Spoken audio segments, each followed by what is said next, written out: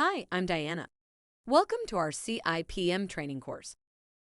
The first chapter of the textbook focuses on key concepts and definitions. This chapter counts heavily in the examination blueprint, so it is important that you understand the different concepts very well.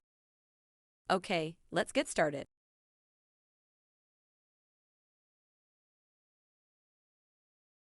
To protect their reputation and consumer trust, businesses are very motivated to ensure they are compliant with privacy regulations.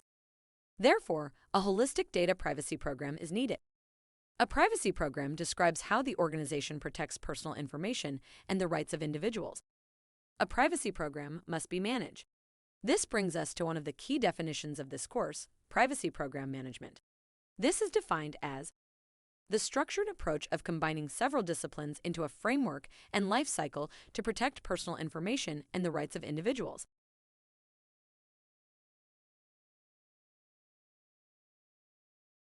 The framework is central to privacy program management, but what do we mean by that? A framework is the skeletal structure needed to support program management.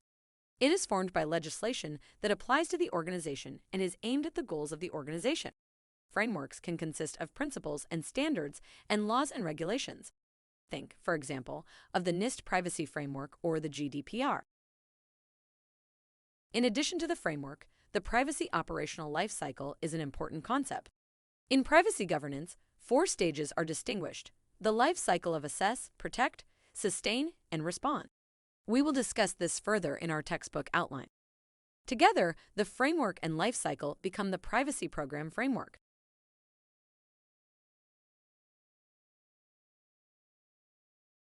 The privacy program should be managed by a privacy program manager. This manager should create and revise relevant policies. Some other responsibilities include taking care of privacy awareness training and executing privacy impact assessments. Privacy program managers are accountable for the use of all types of personal information in their organization.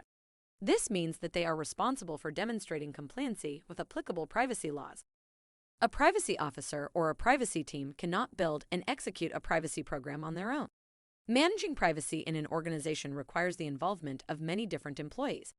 As a rule, privacy policies and procedures should be made at the functional level. Different functional groups within the organization, like the IT group or procurement, must learn how they contribute to the privacy program. Shared ownership will also increase privacy acceptance and responsibility.